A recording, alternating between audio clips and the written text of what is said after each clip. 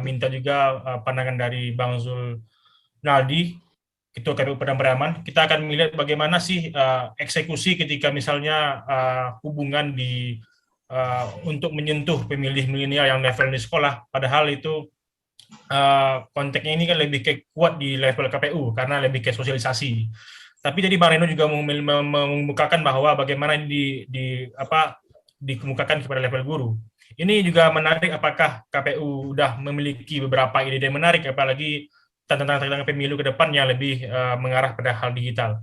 Kita juga akan melihat pandangan dari Bang Zulnaldi kepada Bang Zulnaldi Esa. Silakan Bang. Terima kasih, Rifki. Bisa didengar ya? Bisa Bang. Bisa. Izin senior. Bismillahirrahmanirrahim. Assalamualaikum warahmatullahi wabarakatuh. Ada dua hal pembatasan yang perlu kita sampaikan di sini. Pertama, soal saya menanggapi dalam batasan pertama definisi atau kategori yang diberikan oleh dalam peraturan perundang-undangan yang terkait dengan politik atau pemilu. Yang kedua, saya akan coba tanggapi apa yang coba disampaikan oleh Reno tadi dan kita diskusikan bersama dalam batasan-batasan pengalaman atau praktek kepemiluan yang hampir 10 tahun ini kita terjun dan berkelindan di dalamnya. Sebenarnya lebih kurang setahun yang lalu, kalau saya tidak salah, kita pernah diskusi ini dengan Reno soal pendidikan pemilih, soal pendidikan politik. Tapi izinkan saya untuk membacakan secara ringkas saja. Dalam Undang-Undang 8 2008 tentang partai politik itu disebutkan bahwa pendidikan politik itu adalah proses pembelajaran dan pemahaman tentang hak, kewajiban, dan tanggung jawab setiap warga negara dalam kehidupan berbangsa dan bernegara. Itu yang disebut dengan pendidikan politik. Lalu apa bedanya dengan pendidikan pemilih? Pendidikan pemilih itu definisinya lebih sederhana. Pendidikan pemilih adalah proses penyampaian informasi kepada pemilih. Nah, jadi subjeknya saja sudah berbeda itu. Kepada pemilih untuk meningkatkan pengetahuan, pemahaman, dan kesadaran pemilih terhadap pemilu. Jadi jauh sekali beda sebenarnya definisinya. Kenapa ini perlu kita sampaikan? Karena begini, dalam nalar umum ada semacam pemahaman bahwa tugas KPU itu berkaitan dengan pendidikan politik. Sebenarnya pemahaman ini tidak terlalu benar, tapi ada sedikit aspek yang memang KPU bisa masuk di situ. Kalau kita pelajari Undang-Undang Nomor 8 itu, tugas pendidikan politik itu tugas partai politik. Makanya salah satu prasyarat dalam undang-undang itu untuk berdirinya partai politik itu di dalam anggaran dasarnya itu wajib mencantumkan tentang program pendidikan politik. Itu wajib itu dalam anggaran dasarnya. Kemudian di dalam pasal-pasal lanjutannya disebutkan bahwa salah satu tugas dan kewajiban partai politik itu adalah melakukan pendidikan politik. Teknis pragmatis itu dipraktekkan ketika kampanye. Jadi dalam Undang-Undang Nomor 7 2017 itu dan PKPU tentang kampanye disebutkan bahwa kampanye itu adalah bentuk dari pendidikan politik. Makanya ketika kontestan berkampanye, dia diharuskan menyampaikan visi, misi, program. Dan itu wajib disampaikan sebagai bagian dari pendidikan politik. Apakah pendidikan politik itu perlu? Itu pertanyaannya penting.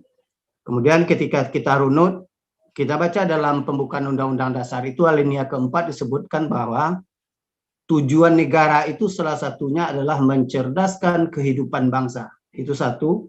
Kemudian Reno tadi juga sudah sitir tentang soal yang termuat dalam bagian pendahuluan di sistem pendidikan nasional yang menyebutkan bahwa membentuk tujuan dari pendidikan itu adalah membentuk manusia Indonesia yang demokratis. Berarti ada alurnya. Kemudian dalam Undang-Undang 8 2008 itu disebutkan tujuan pendidikan politik itu adalah untuk membangun etika, budaya, politik Pancasila. Maka dengan seluruh turunan itu berarti pertanyaan pendidikan politik apakah perlu menjadi terjawab. Ternyata pendidikan politik itu mulai dari Undang-Undang Dasar sampai ke bawah menjadi keharusan dan kewajiban bagi negeri ini. Kemudian soal pendidikan pemilih. Pendidikan pemilih core utama, salah satu core utama dari bagian tugas-tugas yang dibebankan kepada KPU. Tapi ingat, sesuai dengan definisi yang kita sampaikan tadi, pendidikan pemilih lebih kepada aspek pengetahuan, pemahaman, kesadaran tentang pemilu. Kalau bahasa kami di penyelenggara pemilu itu adalah bicara tentang kapan kita pemilu, di mana pemilu itu dilaksanakan, apa hak-hak pemilih, bagaimana cara pemilih memilih, dan seterusnya. Jadi lebih ke aspek teknis kepemiluan. Kemudian soal apakah KPU bisa mengambil peran meskipun tugas pendidikan politik itu bukan beban tanggung jawab utamanya, bisa. Kita pernah sampaikan dalam diskusi termasuk podcast yang kita laksanakan bersama Revolt. Di dalam undang-undang PKPU tentang pendidikan pemilih itu ada banyak segmen itu yang ditetapkan oleh KPU sebagai bagian dari subjek yang akan dilakukan diklih atau pendidikan pemilih. Salah satu segmennya adalah pemilih pemula. Paling tidak kita melihat beberapa tantangan kenapa pendidikan pemilih terhadap pemilih pemula ini perlu jadi perhatian khusus. Yang pertama soal jumlah mereka. Memang secara angka saya lihat di disertasi Reno mendekati angka 10%, tapi dalam ruang yang lebih luas, Gen Y dan Z itu kan kalau kita tarik ke belakang sampai ke X-nya itu kan angkanya di atas 35% itu. Ya, generasi milenial itu angkanya besar sekali. Ya. Dan menjadi perhatiannya kenapa? Tantangannya di mana? Karena kondisi kita berubah hari ini. Kondisi kita berubah. Begitu juga dalam penyelenggaraan pemilu. Kalau dulu kita tidak mengenal istilah yang disebut dengan era digital. Tidak kenal itu. Dan perkembangan demi perkembangan beberapa pemilu terakhir, terutama 5 tahun terakhir, ada kondisi kebangsaan kita dan kondisi politik kita yang mau tidak mau kita harus mampu melakukan penyesuaian terhadap kondisi digitalisasi dalam seluruh aspek kehidupan ini. Makanya dalam beberapa peraturan perundang-undangan terkait dengan pemilu, termasuk soal kampanye, secara definitif sudah dimasukkan kampanye di medsos atau di media sosial itu sebagai bagian dari metode kampanye. Juga sudah dimasukkan bahwa salah satu pendekatan dalam melakukan pendidikan pemilih adalah melalui kegiatan medsos dan laman KPU. Laman KPU itu laman website. Nah, pendekatan ini menurut saya penting. Kalau kita mau bicara pendidikan pemilih atau pendidikan politik dengan tanda tanya itu, berarti kita harus isi ruang ini. Ya. Kalau Reno menawarkan pendekatan model pembelajaran di kelas, dengan pendekatan awal adalah gurunya dulu yang diberikan pemahaman tentang politik. Tapi yang sudah kita lakukan sebenarnya lebih dari itu sebenarnya yang pernah kita praktekkan. Dalam pemilu 2019 itu di Parangpriaman. Parangpriaman itu termasuk 5 kabupaten kota yang rendah partisipasi pemilihnya. Yang pernah kita lakukan adalah memang pendekatan sosialisasi apa yang disampaikan Reno tadi, bahwa kita meninggalkan konsep sosialisasi mengumpulkan tokoh di sebuah forum atau ruangan. Itu sudah lama kita mulai kita tinggalkan. Itu kita praktekkan sejak 2019-2020 pilkada. Pendekatan kita adalah turun ke basis. Apa basisnya? Kalau pendidikan pemilih pemula itu basisnya adalah siswa SLTA dan perguruan tinggi. Maka kita turun ke situ. Itu satu dalam pendekatan sosialisasi. Metode lain adalah merekrut mereka sebagai agen demokrasi namanya, pemilih pemula. Hari ini juga kita praktekkan itu. Padang Priaman itu yang sudah kita lantik kemarin, kita berikan SK-nya, ada perwakilan 30-an SLTA yang sudah kita lantik, wakil mereka itu kelas 2 dan kelas 1 itu sebagai duta demokrasi. Memang anggarannya tidak ada, tapi bisa saja kita bangun semangat mereka melalui pendekatan-pendekatan dengan metode-metode lain.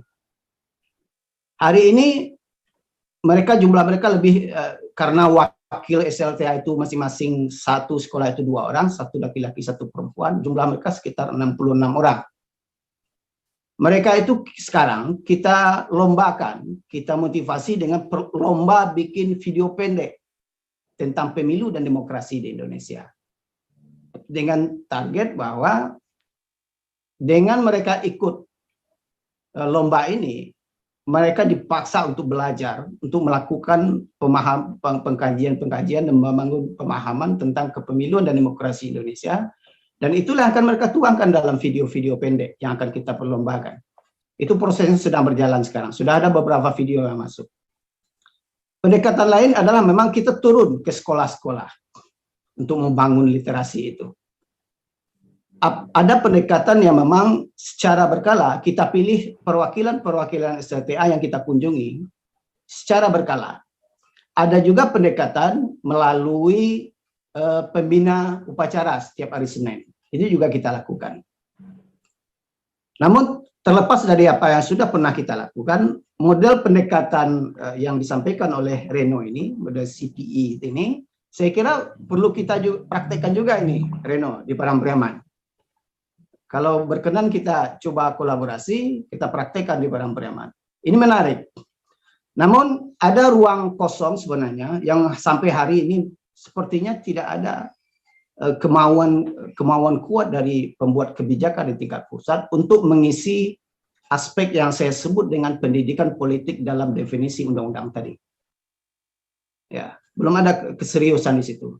Yang seperti Bang Sufiarma katakan tadi soal pendidikan PKN, kewirausahaan dan segala macam itu lebih ke aspek umum sifatnya, belum soal memahami praktek-praktek demokrasi dan persepsi-persepsi terhadap praktek-praktek demokrasi yang benar.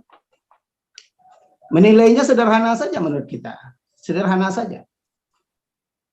Ketika ada demonstrasi mahasiswa yang memprotes kebijakan pemerintah, berapa persen sih masyarakat itu merespon secara positif dan berapa persen yang merespon secara negatif. Dari situ saja kita paham bahwa ternyata tingkat pemahaman demokrasi kita tidak terlalu bagus. Betul apa yang saya sepakat tadi apa yang disampaikan Reno dalam disertasi ya, soal rendahnya itu literasi politik itu, meskipun dibatasi ke pemilih pemula. Masih banyak masyarakat kita dan sangat banyak yang menganggap demonstrasi itu adalah sesuatu yang tidak baik, tidak benar. Padahal demokrasi, kebebasan berpendapat, dan demonstrasi itu tidak bisa dipisah sebenarnya. Dia dalam satu benang yang saling berkait. Tidak dia disebut demokrasi kalau kebebasan itu tidak dilindungi dan tidak dihormati secara hukum. Jadi itu kira-kira yang kita mau sampaikan. Namun sebagai penutup untuk menanggapi apa yang disampaikan oleh Reno tadi, paling tidak ada PR, masih banyak PR yang hari ini sudah mulai dibahas di tingkat KPU RI. Salah satu PR adalah soal praktek-praktek kita bermedsos yang belum seimbang. Ya. Ada kecenderungan sekarang bahwa informasi di medsos itu, apalagi informasi-informasi negatif atau hoax itu ditelan begitu saja, tanpa ada penyeimbang. Dalam beberapa forum KPU RI itu sudah sampaikan kepada kita di tingkat KPU daerah ini soal memang ada kemauan kuat KPU RI hari ini memfungsikan KPU daerah itu sebagai bagian dari pasukan mengcounter hoax itu. Jadi setiap hoax yang dimunculkan oleh orang-orang yang tidak bertanggung jawab itu dikonter, harus dikonter. Strateginya begitu. Karena ada penjelasan bahwa dalam psikologi komunikasi medsos itu, ketika hoax itu tidak dikonter, maka dia akan menyebar dan menjadi sebuah kebenaran. Jadi menghentikannya adalah dengan mengkonternya, menciptakan penjelasan-penjelasan yang jelas, lugas, dan bertanggung jawab. Jadi mungkin itu saja senior-senior semua dan sahabat semua apa yang bisa kita sampaikan dalam forum sebagai penanggap dari apa yang sudah disampaikan dari Nino tadi. Terima kasih, mohon maaf kalau ada yang kurang berkenan. Akhiri, Assalamualaikum warahmatullahi wabarakatuh.